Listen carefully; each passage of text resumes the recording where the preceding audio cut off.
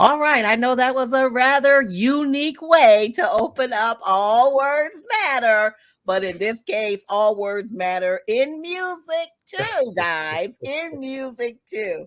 And with that being said, I first of all want to say hello and welcome to All Words Matter podcast. And this is where I get the opportunity to showcase some of my followers on TikTok. It's amazing the talent that's out there. Everybody's just not on TikTok just doing crazy things. There's some real talent there. And that brings me to today's special guest, someone I met on TikTok and actually got an opportunity to meet in person in Durham when his production, well, not his production, but the production that he was a part of came to Duke to perform. So, without further ado, I want to welcome you, Joshua Somerville, to All Words Matter podcast.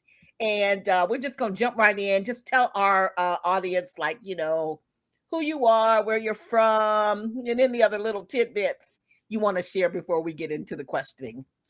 All right. Well, I'm so grateful to be here with the famous Auntie Bev, the famous, infamous Auntie Bev.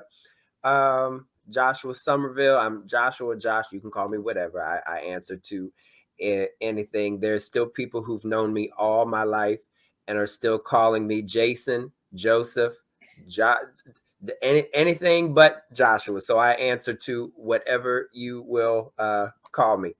But I'm just grateful to be here. I am a musician, singer, choir director, composer, and all these other things. I don't talk about myself much, so the fact that you're asking me to do it, it feels weird to me at this moment.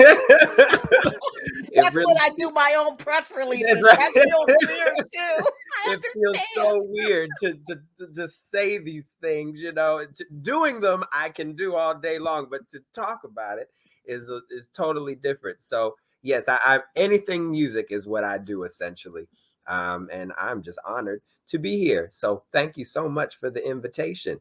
You are so very welcome. Well, when I first went onto TikTok and I went to your page and I heard what gravitated me towards you was the affirmation you were doing with the young people. Oh yeah. You were, it was some type of workshop and you were just telling them, hey, you say these things, say these things.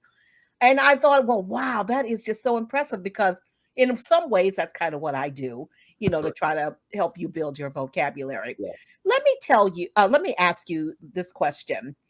How did you become interested in music? Was that always your gift? Did you have to work at it?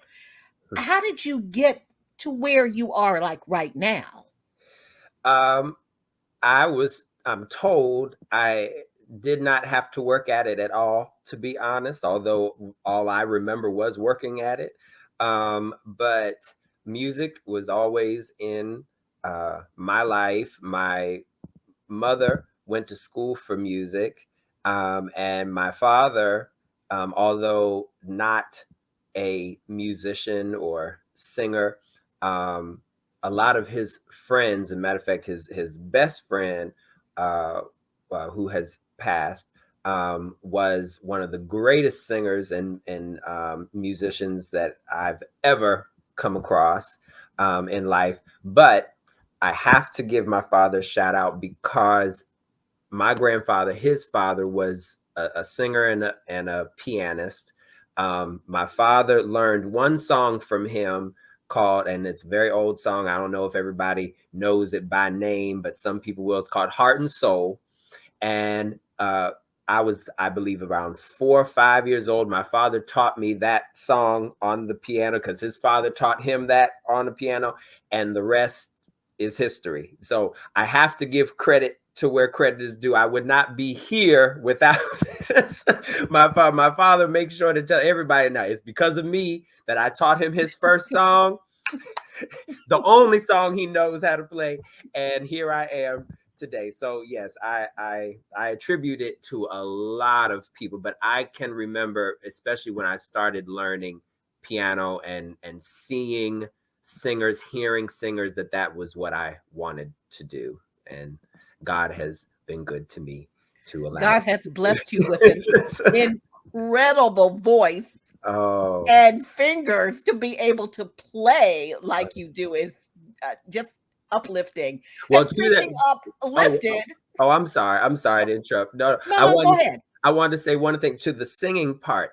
So growing up, I knew how to play very well, but I actually was a horrible singer. I was extremely tone deaf. And I have two sisters. I have an older sister who's a doctor, and I have a baby sister who is one of the greatest singers in all of the world. And I was trying to sing and harmonize with people. My older sister, who again is a doctor, doesn't sing a lick, can't sing at all, even was the one to tell me, okay, Josh, give it up. Let's let's not do this. But who really inspired me to be a singer was my baby sister, because every time we would go places, I would play for her and she would just open her mouth and everybody would just gravitate towards her voice. I would try to sing and play and they'd be like, okay, Josh, maybe you should just play for your sister and just leave it there. Leave it there. But because of her, that was one of my greatest inspirations. That's why I sing the way I sing now, because of her. Yeah. Wow, that is incredible as Yeah. well. So you just got a family that's just kind of over motivating and encouraging The and greatest family I have, that through hell and high water, the greatest family I'm grateful for them. Yes, absolutely. and Yeah. not everybody can say that. So that's wonderful. Yeah. All right, so tell me how you got connected to the production of Lifted. So I got a call from a woman that well, let me backtrack. When I was younger, I'm still young. When I was in middle school, I'll put it that way. Uh, I was a part of an organization, sang with an organization called Children of the Gospel, based out in Washington, D.C. And as I got older and made a career of music, they would call me back to do some things with them every once in a while. And so this one lady who is one of the organizers of that organization called me to say, there's this dance company coming in at whatever time it was, and they need like a small group of people to sing in it and be a part of it. If we ask you to pull some people together, would you be able to get that worked out and whatever? I said, oh, sure, fine, that's fine. So they provide the organization provided me some singers from way back when they were part of Children of the Gospel. They're all older now, and we all came together. Some of us knew each other and remembered each other and all this. And during that rehearsal, Rennie Harris, who is, if you don't know who he is one of the originators of hip hop dance. He is in like all the history books of day, all the rest of it. He is phenomenal in all types of ways. He came to the rehearsal and was telling me, yeah, we need this and we need that. So I'm sort of making stuff up on the spot. I had something else totally planned. He's asking me to do something totally different, making it up on the spot, got it all together. And by the end of the show, when we actually put it together and performed it, he came to me and said, listen, we are taking this show on tour, and we want you to be the person in charge of teaching the music everywhere we go, because we travel as sort of like a artist in residency type thing. So we incorporate people from the community to come participate in the show. So anywhere we go, I usually am the first one to go out. I get with those singers that they've gotten from that community, work with them, and then everybody else comes in, and then we put it all together, and then we put on Lifted, what you have saw that day. Yes. How much time is involved in the rehearsing? Because the end result was just so incredible to me. And I was thinking, I wonder how many hours they must spend trying to do this, because some of it seemed to be improvised, and I don't know if it was some of it was, but I didn't think it was all scripted. So No. how does that work? So the let's put the format stays the same. Everything from start to finish, that roadmap will never end. A good portion of the dances, and even the music that you heard us do and sing, all are the same things that we do in uh, each city that we go to. But you are correct that there are definitely moments where some of the singers or some of the dancers will take liberty to just improvise and do whatever it is that they feel in that moment. And so I think that just comes with the gift of it all, and just know it's sort of just being an innate thing, that improv part of it. But in terms of the regular format, it I can go to sleep and dream the whole show in my brain. It's one of those. It's already in our body. So really, the most we will rehearse, usually a full day, at least 1 or 2 full days, just to get used to the space and the sound and all the rest of that. But really, it's not, or maybe somebody's missing and somebody has to learn up, or has been learning the part and getting that, whatever. But overall, it's really not that much work, to be honest. It's really just, we know this thing and here we are again, and and here we go. So yeah, it's but it is exhausting, because as you see, it's high energy all the time. So if anything else, that's the difficult. You have to be on and ready every time you hit that stage, whether it's for rehearsal or whether it's for a show. Yeah. Just the idea of watching this live performance, I felt like I was watching a Broadway production. I really did. It was really that good.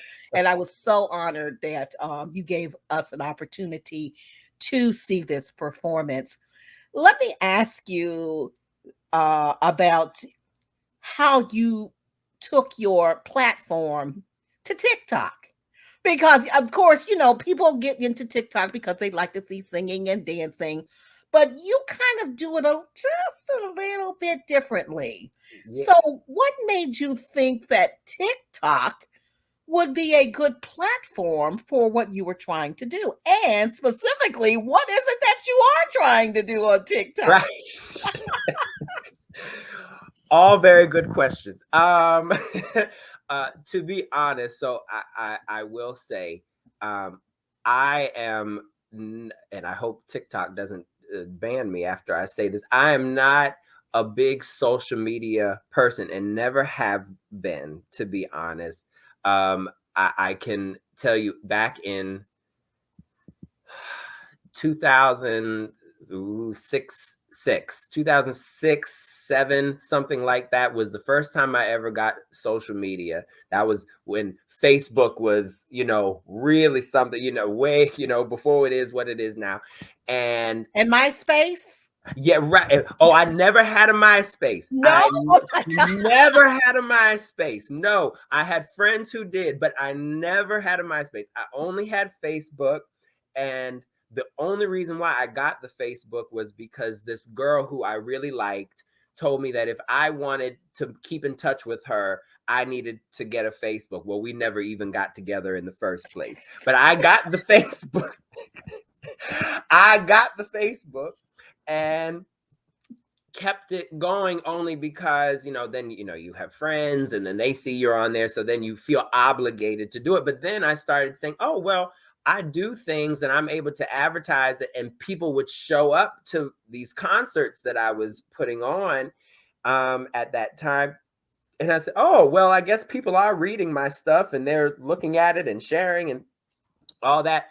But then it just got, I'm sure, as you have to keep up with these things.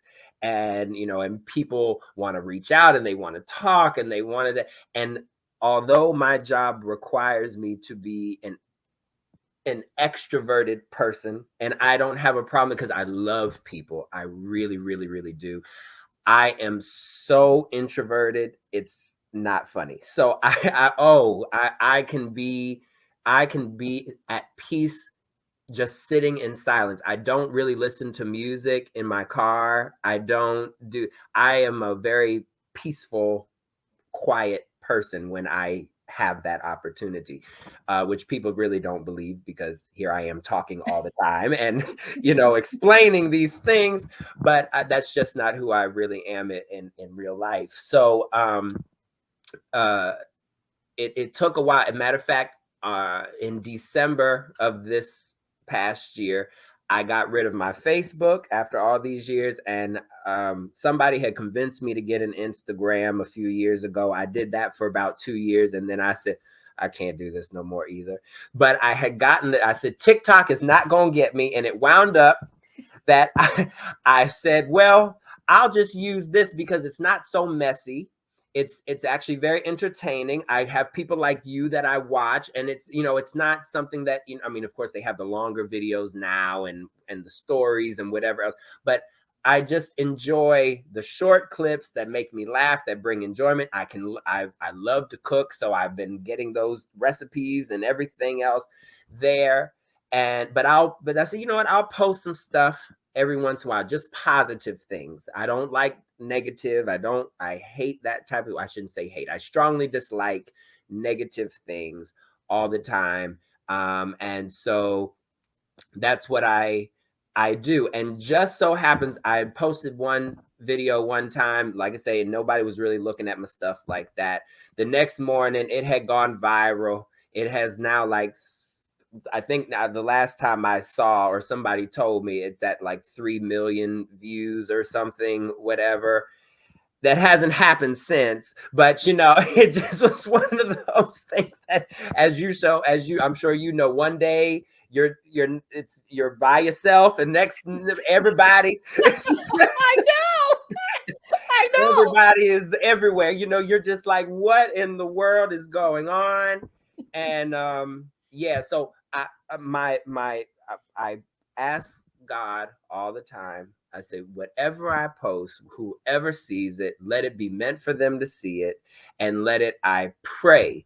And the hope is that somebody experiences joy, peace, love, something positive from those experiences, because every experience that I've ever posted, it came from a very, even in the midst of maybe there was something difficult to get to that point, it's always rooted in something positive. That's what I've learned. No matter what the road is, no matter how difficult it is always, no matter what, for the good of us. And we might not always see it, know it, feel it, experience it right then and there, but it is for the good. And that's why I do what I do. I'm sorry that took so long to say. No, that's quite all right, because I can attest to that. One day I did just kind of go through your videos, Yeah. because now at this point I'm figuring I got to check out who I'm following to make sure that they're legit, right? And I just went through your videos, and every video was positive. Oh. And the song that I played in the very beginning just moved me in such a way. Oh. And I mean, it's in such a way that I posted it on my YouTube page. Oh, wow. And, yes, and it immediately got a bunch of likes, and that doesn't happen. My videos on YouTube tend to be slow and getting likes because I'm not there a lot. But yeah. So yeah, I just wanted to let you know that, so other people feel what I feel, obviously. Oh. So let me ask you, if you had not gone down this road, how would your journey look? What profession do you think you would have pursued? Really, to be honest, I would have been a zoologist. Yes. The Steve Irwin, the crocodile hunter, was my absolute hero. Oh my goodness. Yeah. And it broke my heart when he passed. And I will say this, and I joke with my mother about this a lot too. I've since forgiven her since she's done this to me. But I would say, oh, I'm going to do this. This is what I want to do. I want to be a zoologist. I want to be just like Steve Irwin. I want to be like the crocodile hunter and all the rest of this. And she had to ruin my dream by saying, Josh, he went to school for that, And I said, no, he didn't, because I did not want to go to college for it. I just wanted to jump. I just wanted to jump on the crocodiles and go out there and do the thing, whatever. He went to school for that, Josh. I said, no, he didn't. No, she says, no, Josh, he went to school for all of that stuff. He had to read a lot of books. And I did. And at that time I hated reading too. And I said, no, you have to go. So I said, you know what? I ain't going to do that. Music is what I'm going to do because it's easy. It comes natural. And I already said I really wanted to do it anyway. So I did. It was not until he passed that they did an interview with, his family and friends. And they had interviewed his father, and his father in the interview said, oh, he never went to school for this. He just grew up around it. I called my mother. You ruined my dream,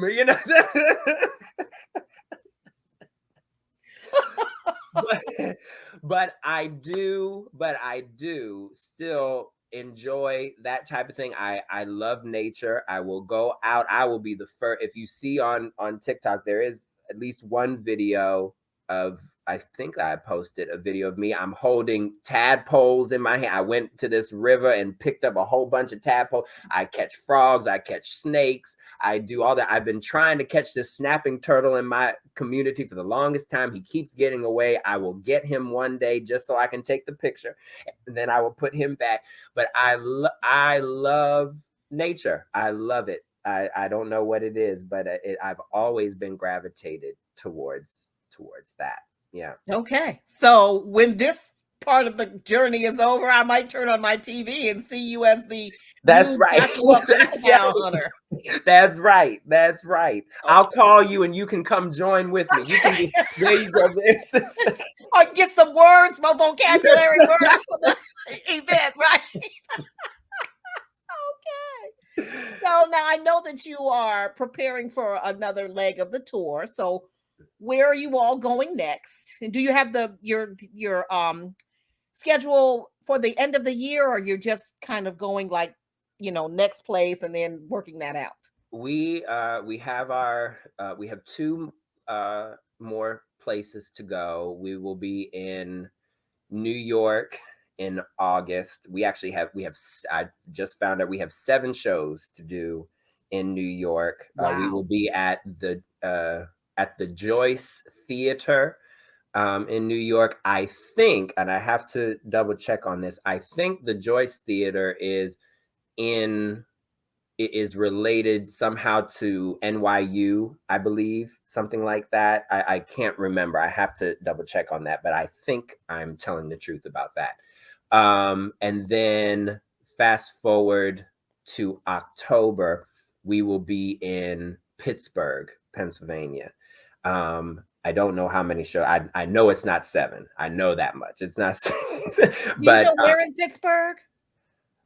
I don't know. I can't remember. I have to look at I'll let you know, though. I will let you know. Please do. I have some good friends in Pittsburgh, and I would love for them to be able to go and see the show. So when you tell me, I'll tell them. So I will let you know immediately. Sure will. Yes. Absolutely. And I see you have on that Indomitable. Yes. My Auntie Bev shirt that was given to me. Yes. Do you know what Indomitable means?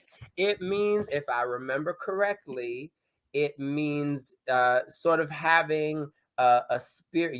Because you had explained it to me before, and you said it was, I believe you said it was one of your favorite words. It means to have sort of like a spirit that never gives up, something that sort of overcomes all things and stuff. And I was so great. I wear it proudly, because if you knew where I've been. And we can all say that. Hallelujah. I know that's right. Hallelujah. I don't look like what I've been through. So you better say it again for the people that didn't hear it. That's right. That's Oh my right. God, this has just been a joy.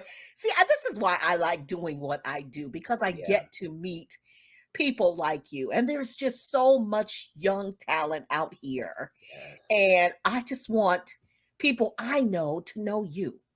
And Oh, so I am so grateful that you took I'm the grateful. opportunity and the time today to share your story with us. So as we get ready to close, Yes. I want you to impart with us whatever inspirational message you would like to share.